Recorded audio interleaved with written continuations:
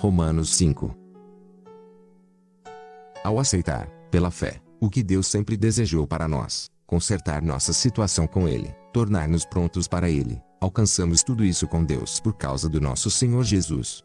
Mas ainda, abrimos-nos para Deus e descobrimos, ao mesmo tempo, que Ele já se abriu para nós e nos achamos no lugar que Ele queria que estivéssemos, perante a graça e a glória de Deus, na presença dEle, expressando nosso louvor. Mas ainda é muito mais.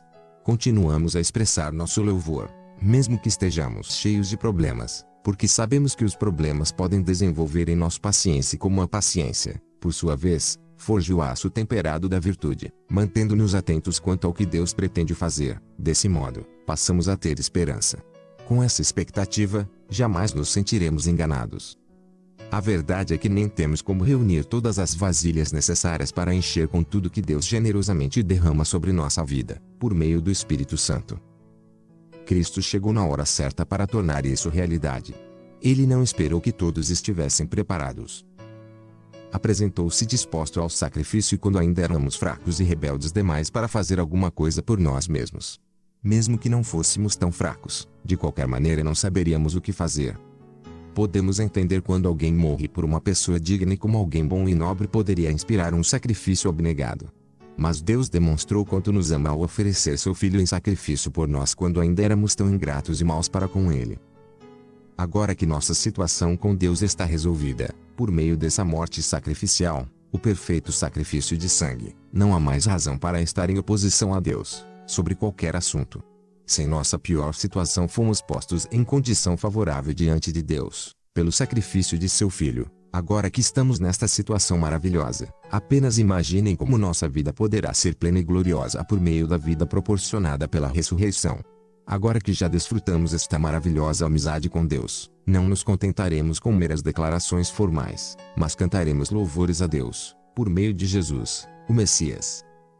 Vocês conhecem a história de Adão e de como ele nos lançou no dilema em que estamos, o primeiro pecado, depois a morte, e ninguém ficou isento do pecado ou da morte. Aquele pecado afetou os relacionamentos com Deus em tudo e com todo o mundo, mas a extensão das consequências negativas não ficou clara até que Deus a explicasse em detalhes a Moisés. Até os que não pecaram como Adão, que desobedeceu a um mandamento específico de Deus, tiveram de experimentar o fim da vida, a separação de Deus.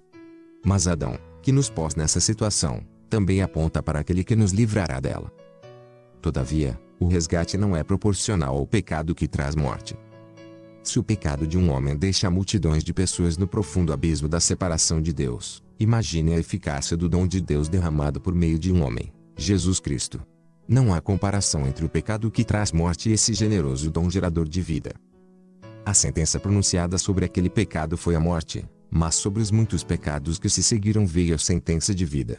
Se a morte obteve supremacia pelo erro de um homem, imaginem o que pode fazer a extraordinária recuperação de vida que agarramos com ambas as mãos, esse dom de vida extravagante, essa restauração total, providenciados pelo homem Jesus Cristo. Aqui está um resumo de tudo. Assim como uma única pessoa errou e nos deixou todo esse problemão com o pecado e a morte, também uma única pessoa fez o que era certo e nos livrou de tudo isso. Mais que apenas nos livrar do problema, ele nos trouxe para a vida. Um homem disse não a Deus e afundou muita gente no erro. Outro homem disse sim a Deus e consertou tudo o que estava errado. Tudo que a lei contra o pecado conseguiu fazer foi produzir mais gente que desrespeitasse a lei. Mas o pecado não teve nem tem chance de competir contra o perdão poderoso que chamamos graça. Na disputa entre o pecado e a graça vence com facilidade. Tudo o que o pecado pode fazer é nos ameaçar com a morte. Já a graça, uma vez que Deus está consertando as coisas por meio do Messias, nos convida à vida, uma vida que continua para sempre, que jamais terá fim.